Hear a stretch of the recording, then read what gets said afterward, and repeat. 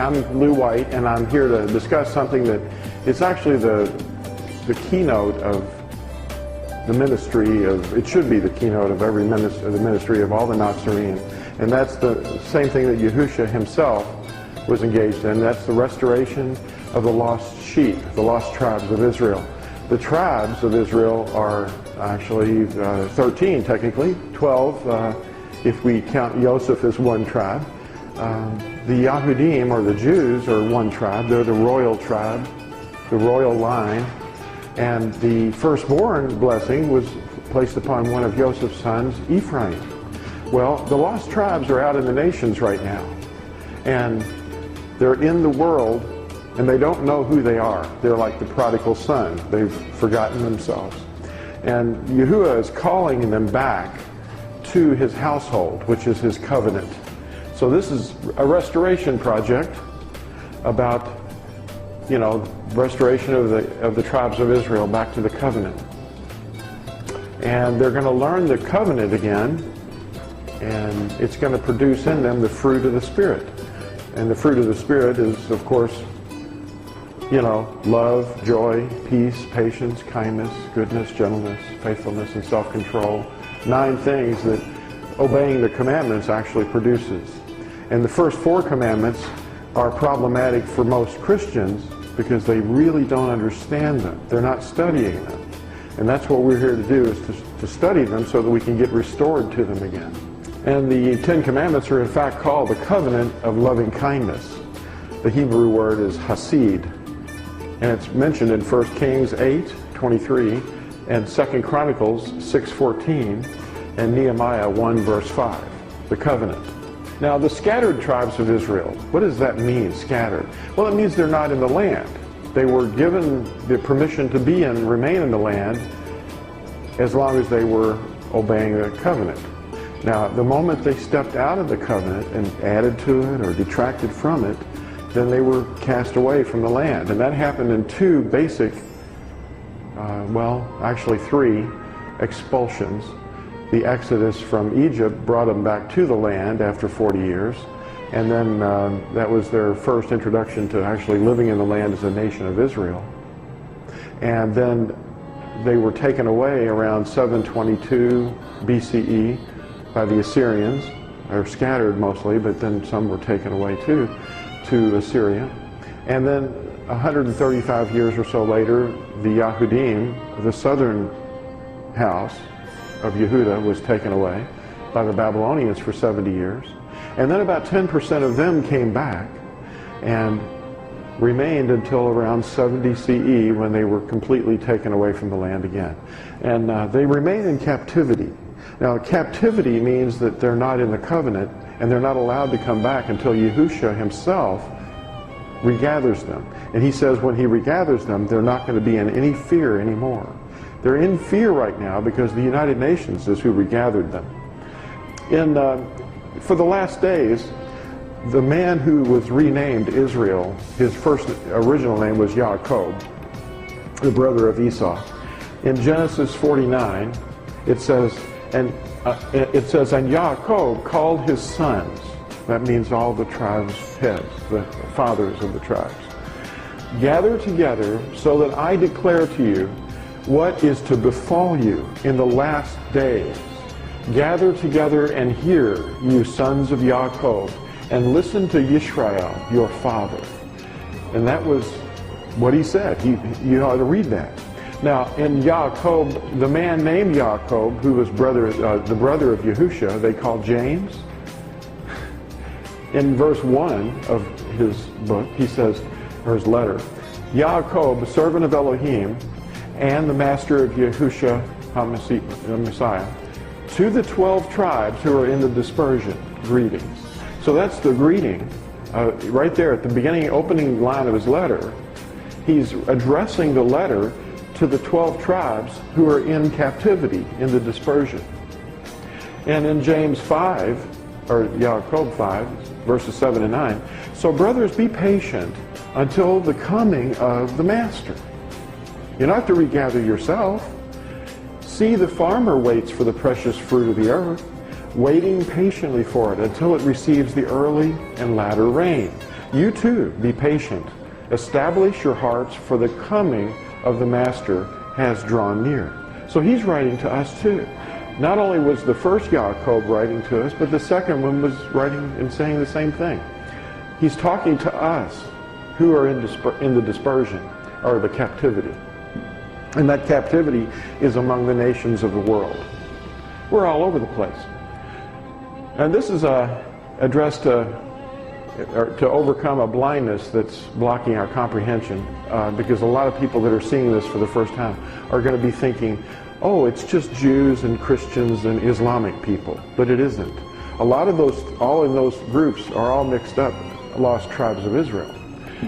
Before you can fully comprehend this information, a certain blindness has to be lifted from your mind. The blindness is the fact that the tribes or descendants of Israel don't know who they are, because they're lost. They're lost to themselves. The word Israel must never refer to the land or even a government. It's a nation of people, the families or clans or tribes, who live in a covenant with Yahuwah. So if you're an Israelite by blood, but you're not in the covenant, then you can't really claim that name anymore. But you can claim the name of your tribe, but that's about all. The lost tribes are their descendants living among the Gentiles scattered upon the earth. But a remnant will awaken and understand here in the last days. So there's going to be a time here in the last days when a remnant of the lost sheep will actually understand. And that's what the prophecy says. Israel has been blinded in part while scattered among the Gentiles, and they're blind to the covenant and to their own identity. Romans 11 tells us, for starting in verse 25, "For I do not wish you to be ignorant of this secret, brothers, lest you should be wise in your own estimation, that hardening in part has come over Israel, until the completeness of the Gentiles has come in." Now what's he saying? He's saying that Gentiles who think they're Gentiles are coming into Israel. They're not the land, but the covenant. That's the way you engraft. Until the completeness or the fullness of the Gentiles has come in. And so all Israel shall be saved, as it has been written, "The deliverer shall come out of Sion, and he shall turn away the wickedness from Jacob. And this is my covenant with them when I take away their sins." So the tribes of Israel are scattered across the face of the earth, and they're living as Gentiles, believing that they are Gentiles. And that is a stronghold or a false idea. It's a prison that people are trapped in. What is a stronghold? A stronghold is a false belief or a notion. Strongholds can be broken by being exposed by the truth, which sets us free from the stronghold. Once exposed by the truth, the lies have no more power over us. A stronghold can blind us from understanding. In 2 Corinthians 10, starting at verse 4, for the weapons we fight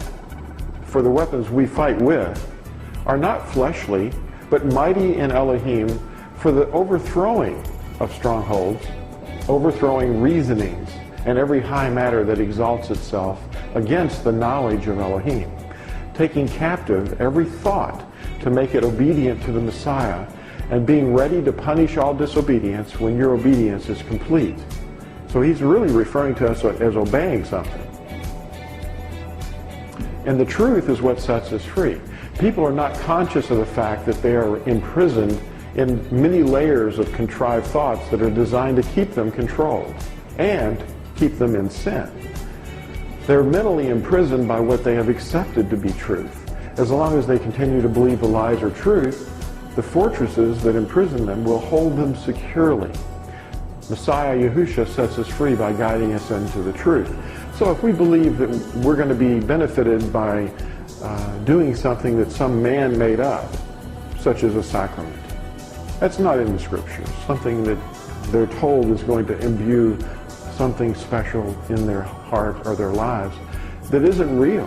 It's an artificiality. It's a stronghold. It's just made up. It's something that they believe, but it isn't helping them at all. Because sacraments are non-existent. They aren't real. The word Israel refers to only Jews. That's a stronghold. That's not true. because the word Jew is less than 500 years old and refers to any descendant of one tribe, Yehuda. That's a man named Yehuda. The first time the word Yahudim, Jews, is used in Scripture involved a war that was between the house of Israel and the house of Yehuda. The house of Israel was the 10 tribes in the north after the tax revolt after Solomon. And then they were fighting the house of Yehuda. They were fighting each other. So there were 10 tribes fighting against 2 tribes. And the first time it is mentioned is in 2 Kings 16, verse 6.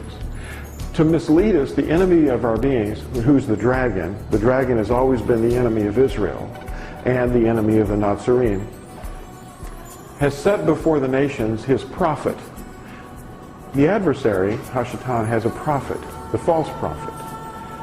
And it's an office of authority which has been established to oppose or mislead the set-apart people. The elect, or the children of Israel, are called Kodeshim. That means the set-apart ones. If you're in the covenant, then you're set apart because you have a relationship between Yahuwah and yourself. You know, there's a relationship. But a lot of Christians are saying, I want that personal relationship. But there's only one personal relationship that Yahuwah has offered, and that is through the mediator of the covenant, Yahusha. The covenant is the relationship. So you obey the 10 commandments mediated by Yahuwah, who writes them on your heart, and that is your relationship. So the children of Israel are all 12 tribes. Here we go. Now, what did the false prophet promote about who Israel is? Now, people believe this, and that's why we're trying to expose it to the light. The term Israel has been misapplied to Christians who are not obeying the covenant. They believe they might be, but they don't know that they are not.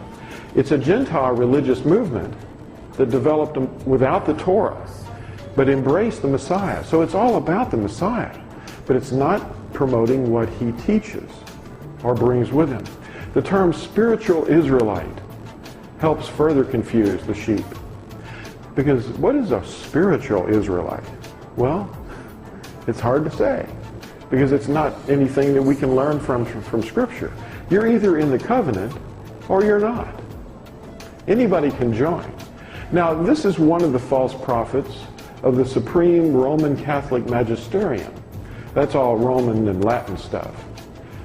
He's just one of many. This is one. He's wearing white robes.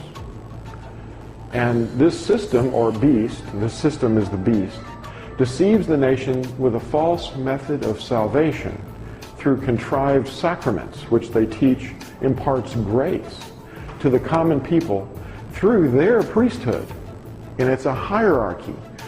The congregation of Yahuwah is all the people, not just the people that are ruling over the masses, because there's not supposed to be any of us ruling over one another. There's not supposed to be a separation between the ones that are running the show and the ones that are not. It's actually a giant circus, is what it really is. Here's some of the false prophet teaching. The eternal covenant is said to be annulled or superseded by the authority of the circus.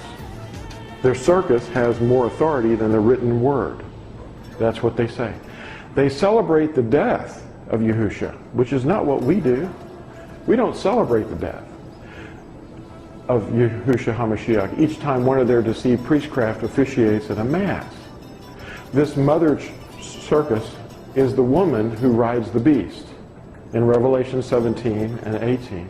And it thinks to change times and Torah. If you see Daniel 7:25, you'll see that the fourth beast that's mentioned in Daniel and Revelation is changing the Torah and the set-apart times that we're supposed to.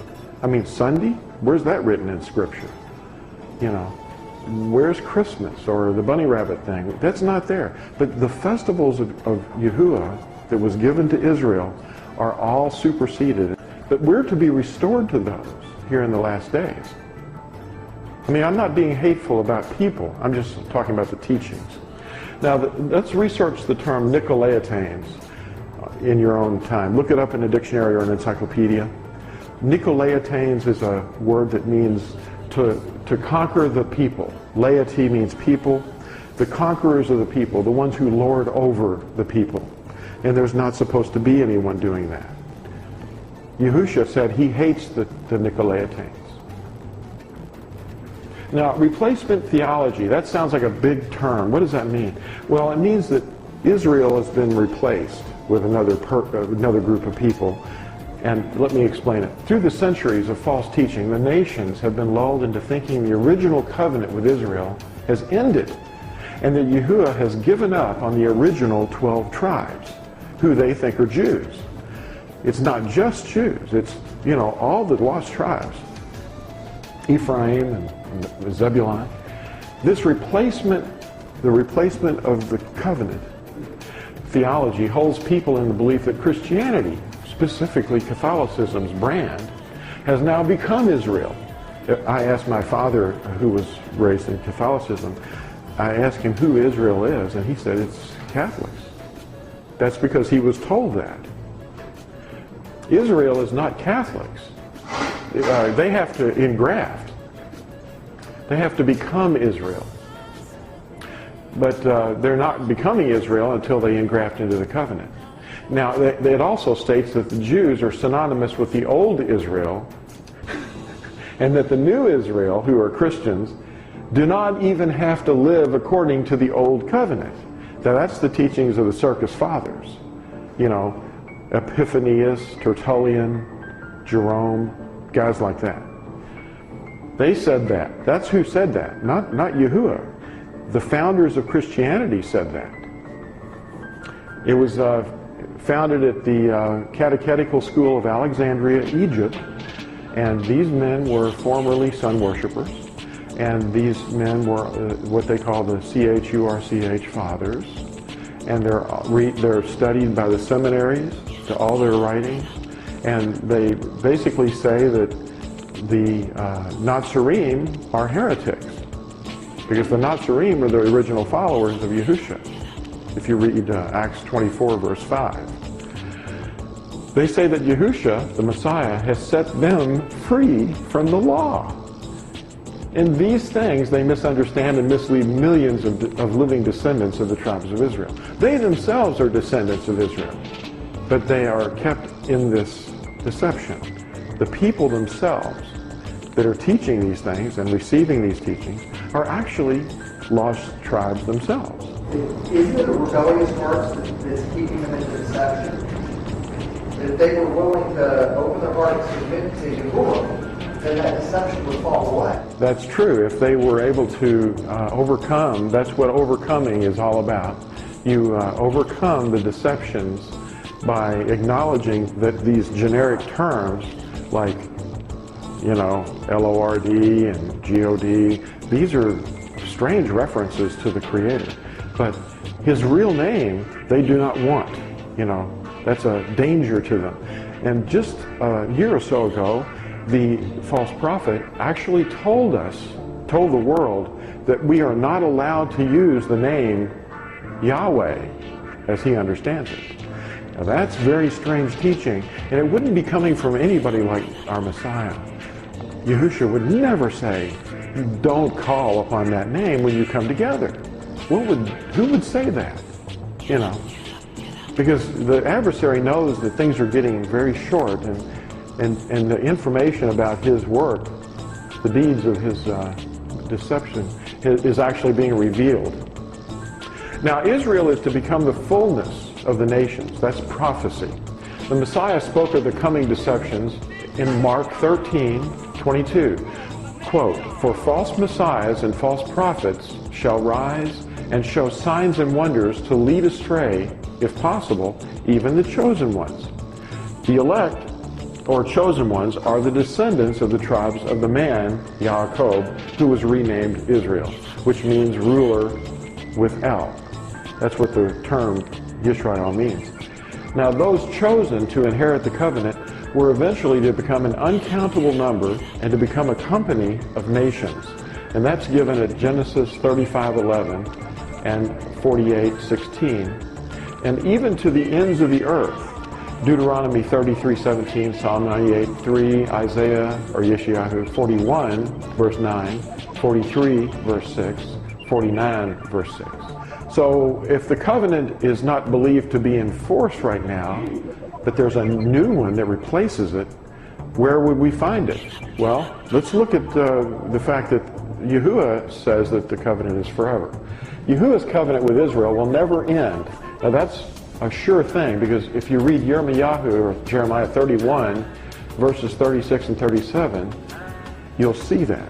He took Israel to be his wife at Sinai. That was a marriage at Sinai. He clearly said that Israel would live in the land, but only on the condition that she kept his covenant. While not in fellowship with Yahuwah, through that covenant, Israel would be scattered until they turned back to, and that would be turning back to the covenant, and they would turn back to it while they're among the nations in the latter days. So in the latter days, we're going to come back to the covenant and start walking according to the Ten Commandments. And that's confirmed by all the prophets.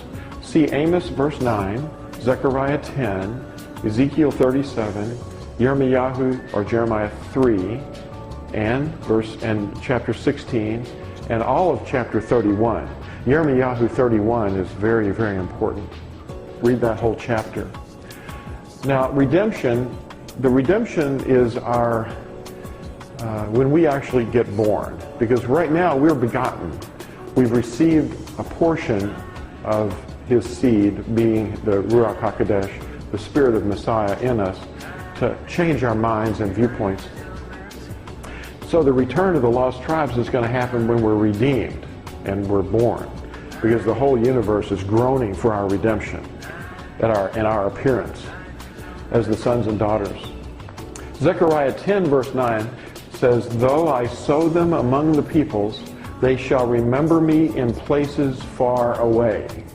They shall live together with their children, and they shall return." Now, that sounds like they're going to do it on their own power, but actually other prophecies show clearly that Yahuwah is going to snatch us. Now, Amos 9 verse 9 says, "For look, I am commanding, and I shall sift the house of Israel among all the Gentiles, as one sifts with a sieve, yet not a grain falls to the ground." He's not going to lose track of us. And in the last days we will reawaken. Yahuwah speaks to those living right now about who they are. Yahuwah says, we will obey in the latter days, while among the Gentiles. At Deuteronomy 4, which is really great, Deuteronomy 4, 5, and 6 give us a big, giant picture of all of our the scattering and regathering. At Deuteronomy 4, he reminds us of his covenant once again and repeats the covenant at Deuteronomy 5. And he tells us that we will again remember the words of Torah in the last days. Notice this one sentence. Deuteronomy 4:30, in your distress, that means your tribulation, when all these words shall come upon you in the latter days, that's the words of the covenant, then you shall return to Yahuwah your Elohim and shall obey his voice. That's how you return to Yahuwah, is by obeying his voice. When all these words come upon you in the latter days. And then notice this is reflected again in Deuteronomy 30, starting, the first 20 verses.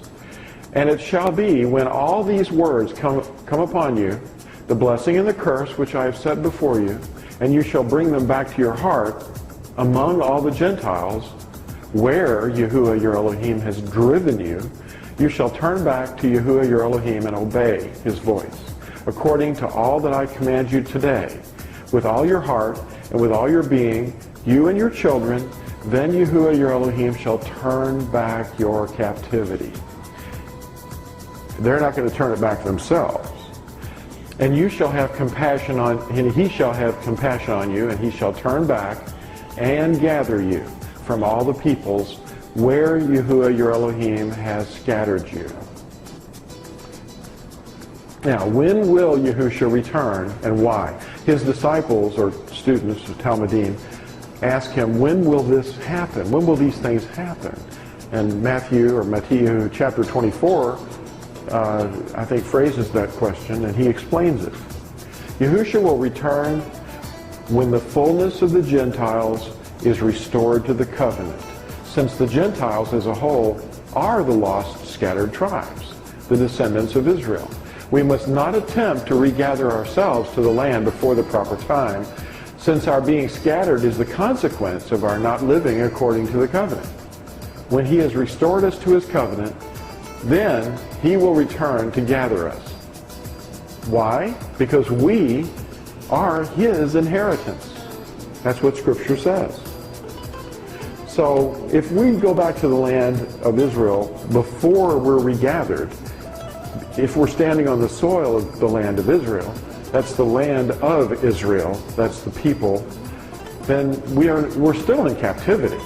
And so there's going to be rockets flying at us and people blowing themselves up to kill us. So he didn't say to go back to the land. He said wherever we're scattered, we're to return to his covenant. Now Israel's inheritance happens to be Yahuwah and his covenant, or his Torah.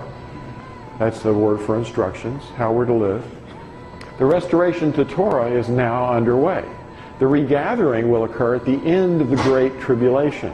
The end of the Great Tribulation, or the Great Distress, when he returns to reign forever on the earth. See, it's a matter of him coming to the earth and not us going to heaven, as many people understand. He will then restore Israel into one stick, and the house of Israel will be united under him as one people.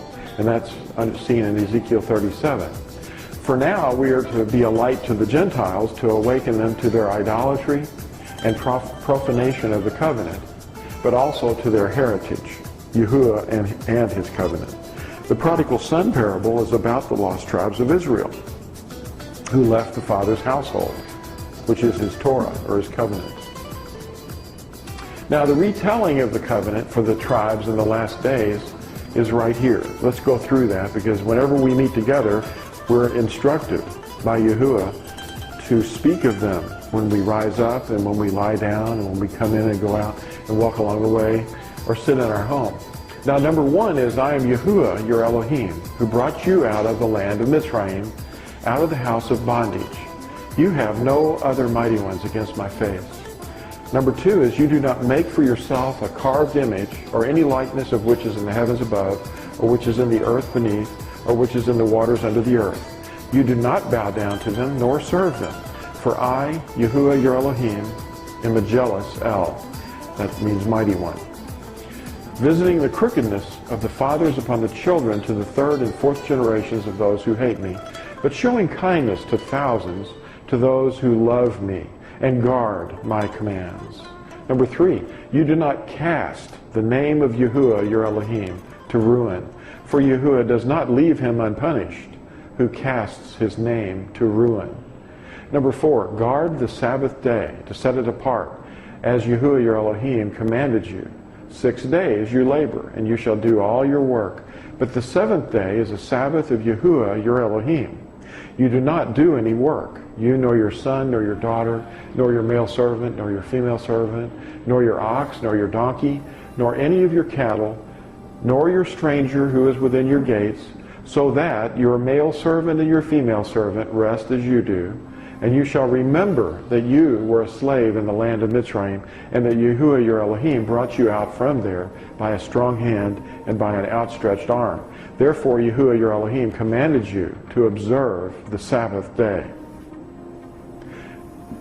Now these are the ones that Christians and witches don't mind at all. Those first four are a problem though. Now, number five is, respect your father and your mother as Yahuwah your Elohim has commanded you, so that your days are prolonged, so that it is well with you on the soil which Yahuwah your Elohim is giving you. Number six, you do not murder. Number seven, you do not break wedlock. Number eight, you do not steal. Number nine, you do not bear false witness against your neighbor. And number 10, you do not covet your neighbor's wife, nor do you desire your neighbor's house, his field, nor his male servant, nor his female servant, his ox, nor his donkey, or whatever belongs to your neighbor. Now, Yahuwah has hidden the lost tribes of Israel among the Gentiles. If you read all of Yeshayahu, chapter 49, and Ezekiel, or Yehezkel, and you'll find out that the whole of Ezekiel, or Yehezkel, is about the scattering and regathering plan. So the whole book starts off explaining how he's going they're going to break the covenant, he's going to scatter them, and then at the very last days he's going to regather them. Now, it also mentions how the plan that he has for his people to whom the Gentiles must engraft. And that's through the covenants. If you read Ephesians chapter 2, verses 8 through 13, and Romans chapter 11. So the Gentiles must engraft to Israel. The Christians believe that the Jews have to become Christians. And that's not at all the case. It's just the opposite. If you're alive, then you're most likely a lost, cut-off descendant of the tribes of Israel. And when you repent and take up the covenant again, through immersion into the name of the Mashiach, Yahushua of Nazareth, you become an Israelite. That's what you're really becoming. You're enjoining yourself to Yahuwah through his covenant, calling upon his name for salvation. And you become a member of the Nazarene. Now, if you read Acts 24, verse 5, that's what we're called. The Nazarene are branches or offspring or descendants. It also means watchmen or guardians. The renewal of the covenant is described, the renewed covenant is described in Hebrews chapter 8. And it's repeated at chapter 10. And Yahuwah is our Savior, our Redeemer. And we call him Yahusha, and it means Yah is our deliverer. That's what Yahusha means, or Yahushua. All flesh shall know that I, Yahuwah, am your Savior and your Redeemer, the Elohim of Yaakov. That's Yeshayahu chapter 49, verse 26. You can't wiggle away from it very easily. It's telling you who he is. That's the Aleph and the Taw. Now the tribes that are gathered at the return of Yahusha, here they are. Dan, Asher, Naphtali, Manasseh, Ephraim, Reuben, Yehuda, Louis, Benjamin, Shimeon, Issachar, Zebulun, and Gad. And these are listed at Ezekiel 48. Okay, that's what the book of Ezekiel is about. The scattering and the regathering. So the regathering, these tribes are mentioned. But in one case, Ephraim and Dan are not sealed with the name of Father Yahuwah. Although they're regathered, they're not sealed for protection. Because Ephraim and Dan are highly idolatrous, even now, even in the last days. And so when we're sealed with the name, a lot of them will not receive it until they have to go through the tribulation. And that's what this is all about. In Revelation 7, verses 4 through 8, explains what these what's going on here. And I heard the number of those who were sealed, the ones protected, 144,000 sealed out of the tribes of the children of Israel. These are not Christians, but they might be Christians that are being sealed, and they're no longer Christians. They become Nazarene. Of the tribe of Yehuda, 12,000 are sealed. Of the tribe of Reuben, 12,000 are sealed. Of the tribe of Gad, 12,000 are sealed. Of the tribe of Asher, 12,000 are sealed. Of the tribe of Naphtali, 12,000 are sealed. Of the tribe of Manasseh, 12,000 are sealed. Of the tribe of Shimeon, 12,000 are sealed. Of the tribe of Louis, 12,000 are sealed. And of the tribe of Issachar, 12,000 are sealed. Of the tribe of Zebulun, 12,000 are sealed. Of the tribe of Joseph, 12,000 are sealed.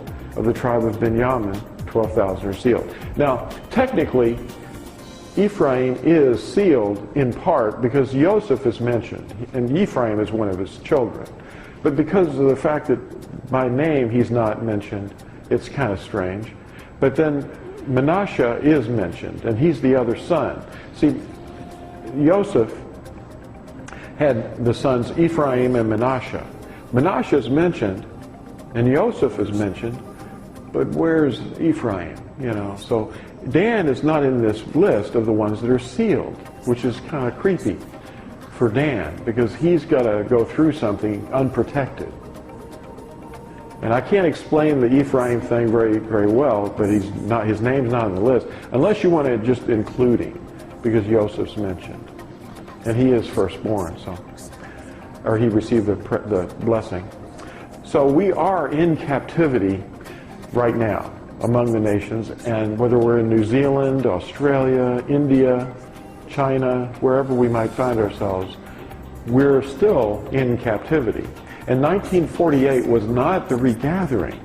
It may be that it is signaling something that's important, but it's not the regathering itself. Those Israelites that are in the land just prior to the regathering are to flee to the mountains, which means flee to the nations. And the tribes of Israel were scattered repeatedly and permanently scattered in 70 CE by Titus. When the temple was destroyed by Titus, all due to their unfaithfulness. But the faithfulness of Yahuwah to his covenant is steadfast. The tribes that are in the land since 70 CE are not the fulfillment of prophecy. Today we see the nation of Israel regathered by the will of the United Nations. And the United Nations plan after World War II was to annihilate the remaining Yahudim on the planet. It was a UN plan to see the Yahudim annihilated by her enemy neighbors, the Ishmaelites and Edomites and Assyrians and Moabites. You hear the hatred in those nations that are around them all the time, like the president of Iran, Now, in the book of Ezekiel, we hear of a great feast of Yahuwah. Now, at the time of the ultimate regathering, we're going to have a feast of Yahuwah just prior to that. But the ultimate regathering will be incredibly wondrous. It's going to be the second Exodus. When the Israelites came out of Egypt by the strong hand of Yahuwah, that's going to be like nothing compared to what's about to happen when he calls us out of the nations. We're going to rise up into the air, and we'll be clothed in immortality, and it'll probably be during the time the sun is darkened, so we'll be the only bright spot around. And people will see this happening all over the earth, and then we're going to be regathered to meet Yahushua in the air as he returns. And we're going to probably be the New Jerusalem, we ourselves, because we're called the building blocks, or the stones of the new temple that he's going to make. Now, those who are stubbornly in the land now are still in captivity, having all sorts of problems, and if they remain there, great tribulation is in store for them. Yahuwah stated that Israel would be scattered, and in the latter days they would obey his covenant while still in their captivity among the nations. When the fullness of the Gentiles comes in to the covenant, Yahushua will return and regather them from the ends of the earth. We're not to regather ourselves to the land prior to his return. Otherwise, we'll become part of the great feast of Yahuwah, fed to the birds and the beasts at the end of the Great Tribulation, just prior to Yahushua's return. And you can read of this in Ezekiel 39, verses 17 through 29. Yahuwah says, "We will obey in the latter days while we're among the Gentiles. In your distress, when all these words come upon you in the latter days, then you shall return to Yahuwah, your Elohim, and shall obey his voice." It doesn't say they're going to move their address. It says they're going to return to Yahuwah and obey his voice. "And it shall be, when all these words come upon you, the blessing and the curse which I've set before you, and you shall bring them back to your heart among all the Gentiles, where Yahuwah, your Elohim, drives you, and shall turn back to Yahuwah, your Elohim, and obey his voice, according to all that I have commanded you today with all your heart, with all your being, you and your children, then Yahuwah, your Elohim, shall turn back your captivity and gather you." That's what this is about. "And if any of you are driven out to the farthest parts of the heavens, from there Yahuwah, your Elohim, does gather you. And from there he does take you." And that word "take" is, in the Greek, it would be harpazo, which is what Christians get the seizing from, the rapture, raptus, Here's the land as it was occupied around 900 BCE during the reigns of King Daud and Shlomo. We have basically Yehuda, and we have the river here, and we have Ephraim just above Benjamin. So Benjamin and Yehuda made up the house of Israel, and there's Ephraim, and that was considered the head tribe of the northern tribes. And there's Manasseh, and Naphtali, Asher, Zebulun, Gad, and Reuben. Anyway, the Philistines were right over here on the coast, right here, and Dan is up there. But why are the tribal lists different in the book of Ezekiel and the book of Revelation? Well, Revelation 7, the pre-tribulation sealing of the tribes with the name of Yahuwah in the foreheads of the 144,000 is for their identification so that they can be protected. But in Ezekiel 48, it lists all the tribes regathered to the land during the millennium. So that's the 1,000-year reign at the beginning, when Yahushua returns, when Dan and Ephraim are restored. So they're restored. Dan and Ephraim are mentioned in the list in Ezekiel 48, but they're not protected. That's the difference. The 10 northern tribes of Israel were also known as Ephraim because of the head tribe, but they were also living in a place called Shomeron, which is where we get the word Samaria. Samaria is a little bit of a corruption of the word Shomeron. So they're called Samaritans. That's the name of the 10 tribes given to them because they lived in a place called Samaria. And Omri was one of the kings that lived in northern Israel that set it up, the establishment of the government of northern Israel. And it's all, we can call it Samaria for people that understand it better. That's where the Good Samaritan was referred to. Anyway, they were scattered over 2,700 years ago by Assyria. Many towns of Yehuda, which is in the south, were also attacked. So those who were displaced were not limited to only the 10 tribes. So all 12 were somewhat involved.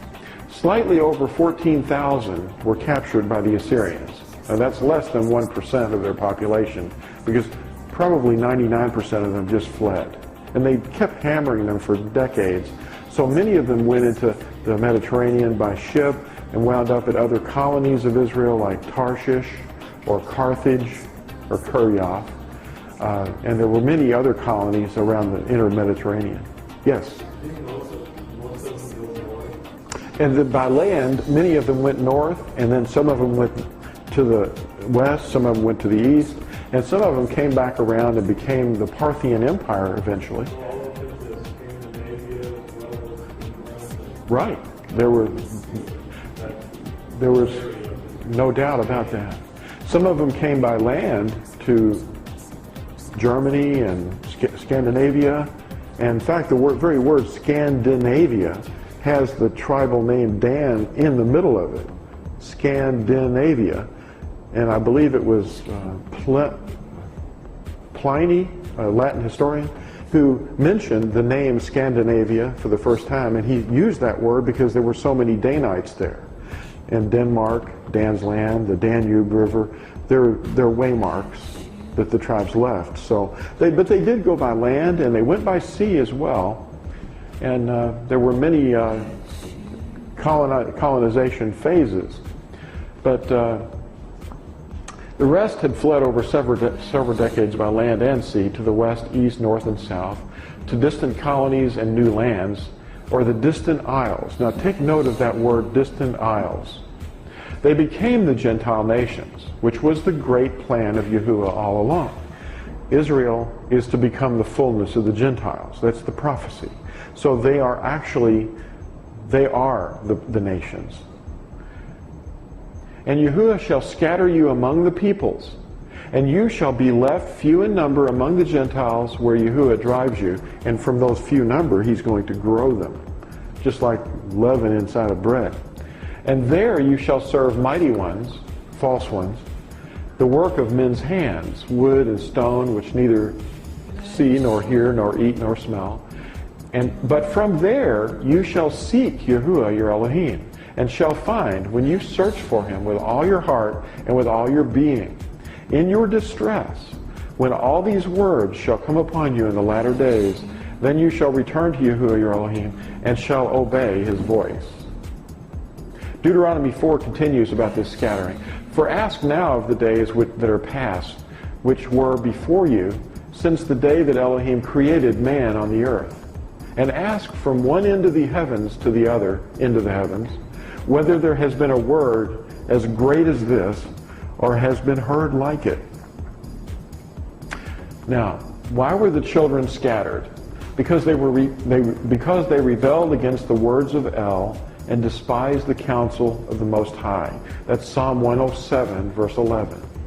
Because they rebelled against the words of Elohim, and they despised his counsel. They departed from the Torah of Yahuwah. According to their uncleanness and according to their transgressions, I have dealt with them and hidden my face from them. False shrine, temple, and priesthood at Mount Gerizim. That was another one. The northern tribes actually set up a false priesthood and a false temple, and they worshipped on Mount Gerizim, which was actually mentioned in Yahushua or John chapter 4 when Yahushua was talking to the woman at the well. She asked him, you know, what's going on? Our fathers have taught us that we should worship in this mountain, but your people say to worship in Jerusalem, which is true. And he said, neither in this mountain nor in Jerusalem will true worshipers worship Yahuwah, but they will worship him in spirit and in truth. The northern tribes also added an 11th commandment in the Samaritan Pentateuch, and this is the 11th commandment that they added. You shall worship Yahuwah your Elohim in Mount Gerizim. So they added to the word of Yahuwah, which was prohibited. Now, if you ask a Christian, what do you consider to be the most set apart special day of the year? Or what are the seasons of the year that are most special for religious reasons? The answers that they may give you put them in the same apostate situation that Israel found themselves as described above. The physical regathering will not be accomplished by the arm of men, but only by Yahushua at his return. Just read Jeremiah 3, Ezekiel 37, and Ezekiel 48.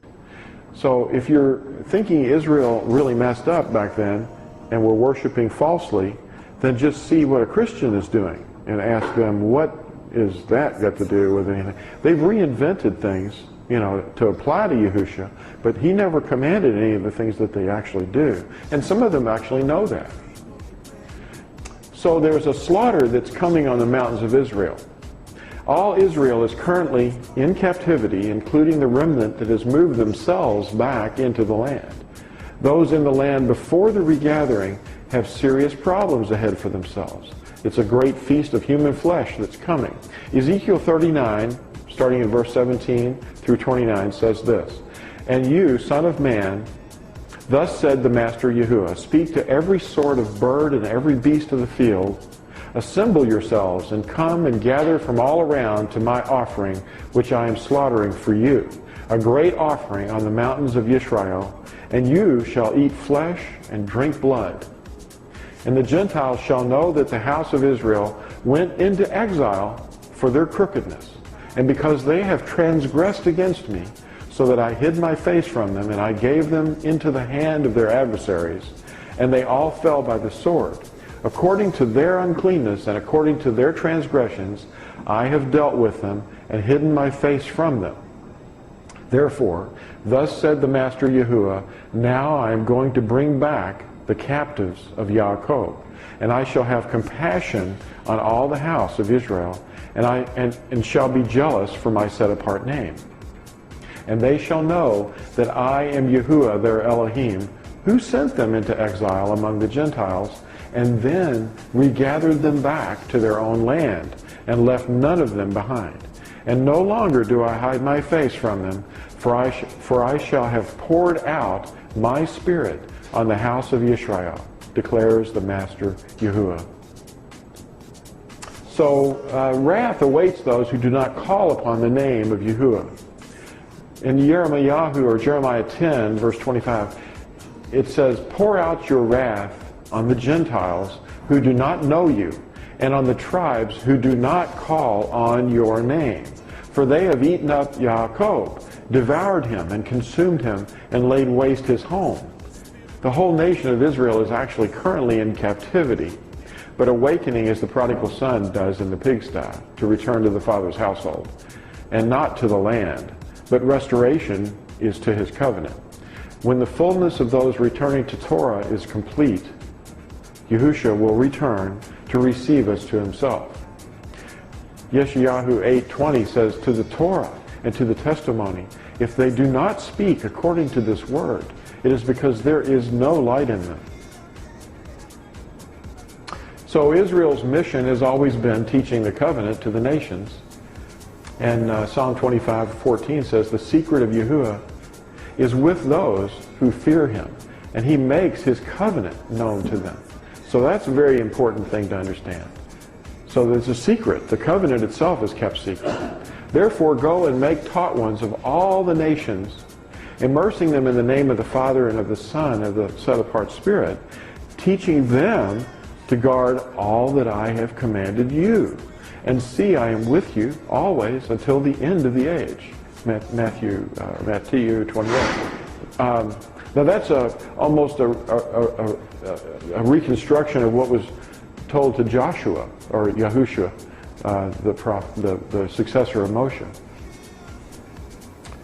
Now Yahushua is one who searches hearts and minds, but he's also the one who seeks and saves. And we have to identify who he's seeking to save in the scriptures. Yahushua came to seek and save that which was lost. It says it in Luke chapter 19, verse 10. Now what was lost? The ones that were Gentiles? Well, if they became Gentiles as a result of being lost scattered tribes, yes. Now, as his ambassadors today are driven to seek that which was lost, doing the same thing that Yahushua did and is doing, because Yahushua is actually doing this. He's seeking to, using his ambassadors who are driven to seek that which was lost and to raise up the tribes of Israel to the Torah in these last days, even while they're in captivity among the Gentiles. And our deliverer will reach to the ends of the earth to hunt down those who are lost. The prophet Yeshayahu, or Isaiah 49:6 says, Shall it be a small matter for you to be my servant, to raise up the tribes of Yaakov, and to bring back the preserved ones of Israel? And I shall give you as a light to the Gentiles, to be my deliverance to the ends of the earth. Now this prophecy is not just about Yahushua personally when he walked the earth doing that work, but since his coming, through his disciples, he's doing this same job. And he's continuing to do it, and even more so as the latter days progress. So it's all him. This text is about him, but he's doing it through his ambassadors. Now the return and the regathering is an incomparable event. There's nothing that will compare to that. And it approaches closer each day. It's unsurpassed, it's matchless, it's unequaled. Because the regathering of the scattered tribes of Israel, Yahushua's return, is going to be utterly, overwhelmingly amazing. Nothing will ever have happened since the beginning of creation like it.